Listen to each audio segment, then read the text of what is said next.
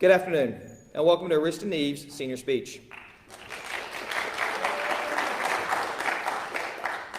She's joined today by her parents, Joe Neave and Kelly Payne Neave, and her brother Sebastian, who's a member of the class of 2023. Please give them all a warm welcome.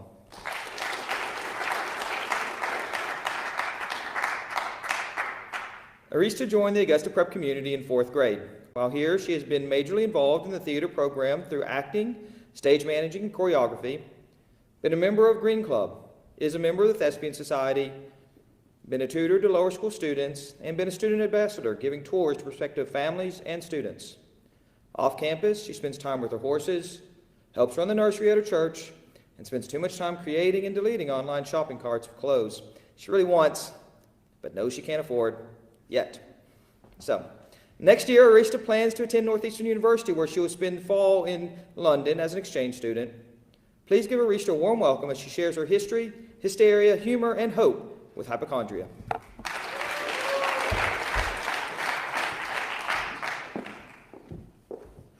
Hi.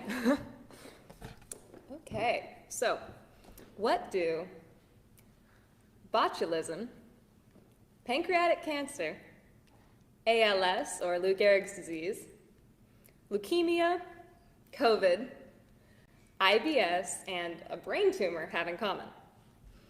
They are all ailments that I convinced myself I had, and that is just since the beginning of senior year. I can't even begin to count the amount of doctor's appointments I have been to and blood draws I've done, only to find out that the only thing I have is hypochondria.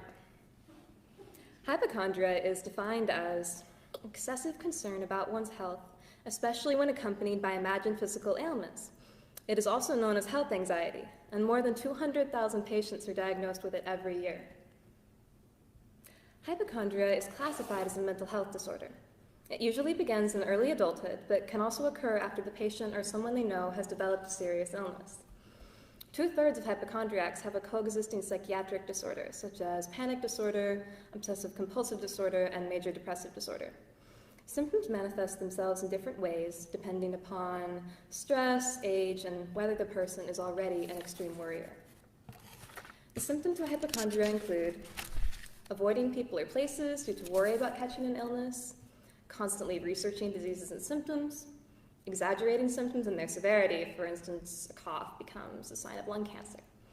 High level of anxiety about personal health, obsession with normal bodily functions such as heart rate, oversharing your symptoms and health status with others, repeatedly checking for signs of illness such as taking your blood pressure or temperature, seeking reassurance from loved ones about your symptoms or health, or uneasiness with healthy bodily functions like gas or sweating.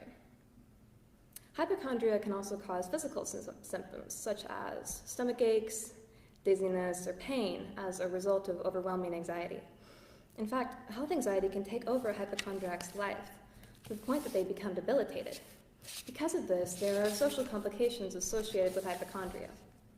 These can include relationship or family problems because excessive worrying can frustrate others, work-related performance problems or excessive absences, problems functioning in daily life, financial problems due to excessive healthcare visits and medical bills, or having another mental health disorder, such as somatic symptom disorder, other anxiety disorders, depression, or a personality disorder. One of the most difficult parts of living with hypochondria is that those affected have a very hard time believing it when the doctor tells them that they are perfectly healthy. Quote, "They may have had every test under the sun and feel briefly reassured, but then that strong belief that something is wrong comes right back," end quote, says Jill Stoddard, a clinical psychologist at the Center for Stress and Anxiety Management in Mission Valley. This leads to doctor hopping, looking for affirmation of the illness they are utterly convinced they have, which only creates more anxiety and more bills. On the other end of that spectrum are the people who are so afraid they have a serious illness that they refuse to go to the doctor out of fear for the horrible diagnosis they feel certain is to come.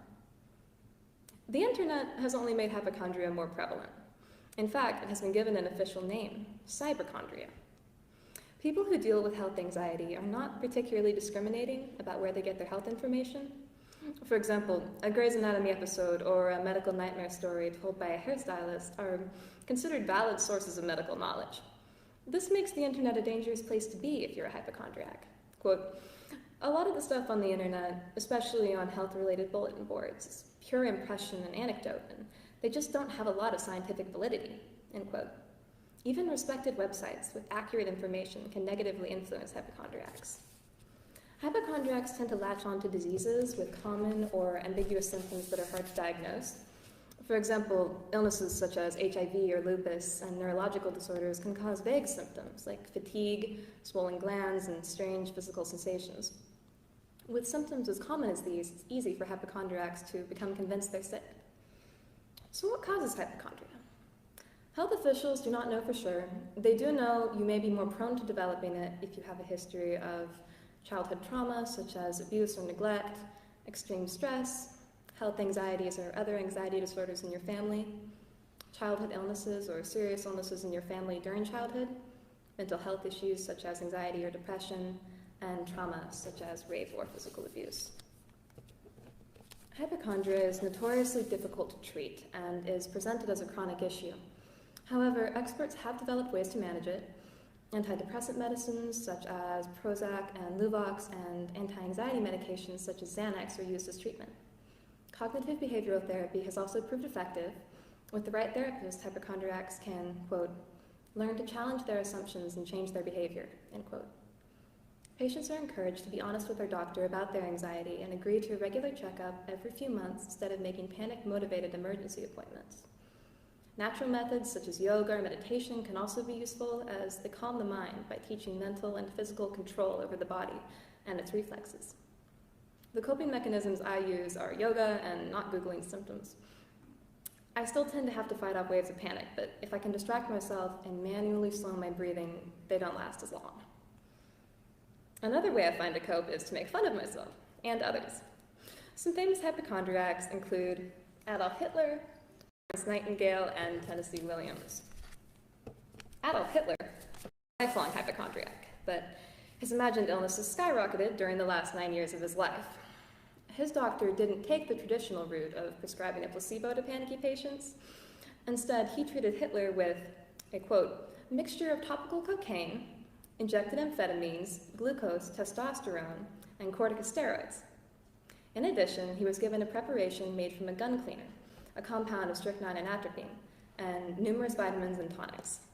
It seems possible that some of Hitler's behavior, illnesses, and suffering can be attributed to his medical care. Nightingale developed a form of hypochondria which is common among healthcare professionals. Because they are constantly surrounded by sickness and death, they become convinced that the same thing is going to happen to them.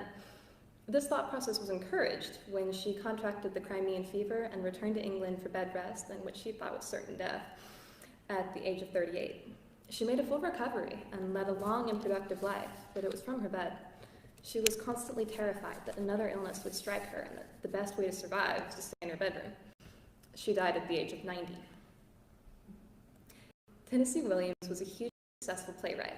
Some of his works include A Streetcar Named Desire and The Glass Menagerie. He was also extremely shy and terrified of receiving bad reviews or getting sick. To counteract his health anxiety, he was prescribed a remarkable amount of pills for his imagined pains. He eventually became addicted to them, and his constant use of alcohol and prescription drugs destroyed his gag reflex, which ultimately caused his death. Williams died at the age of 71 after he choked on a bottle cap. One of the biggest misconceptions about hypochondria is that those affected are faking it for attention or medication. This could not be further from the truth. Patients are truly convinced that they have a serious illness and feel they're trying to save their own lives. What makes it so hard for me is that I know I have hypochondria and that there's nothing of any importance physically wrong with me, but the panic-inducing thoughts are still occurring. So it's a constant internal battle between you're being so stupid, oh my God, you're fine, and what if I'm not fine? This is the one time I actually do have something, and now I'm going to die because I didn't get checked out. I try not to share these worries with my friends or family because I know it's incredibly annoying, so I'm pretty much on my own trying to control my mind. I have found, and I'm still finding, some good coping mechanisms that don't involve medication. These include being aware of what triggers my health anxiety, meditating and exercising regularly, catching myself when my brain makes jumps based on one symptom, and then talking myself down using logic at least 3 times. I also practice controlling and regulating my breathing. Another thing that helps is repeating my mind and my body are at peace, and you do that over and over again until my heart slows down. Healthy distractions such as cooking or spending time with friends can be useful, as can journaling or making a plan to resolve whatever is at the root of my current anxiety. I know that everyone experiences or will experience overwhelming anxiety at some point in their lives, and I hope that the tactics that I shared with you will help somewhat. Thank you.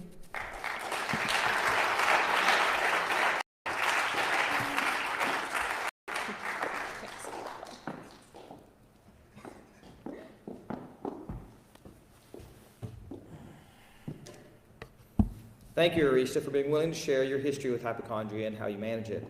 Hope all of you who have anxiety, large or small, recognize you're not alone and can take some of the suggested anxiety-reducing methods and use them. Now please congratulate Arista as she makes her way to her friends and family.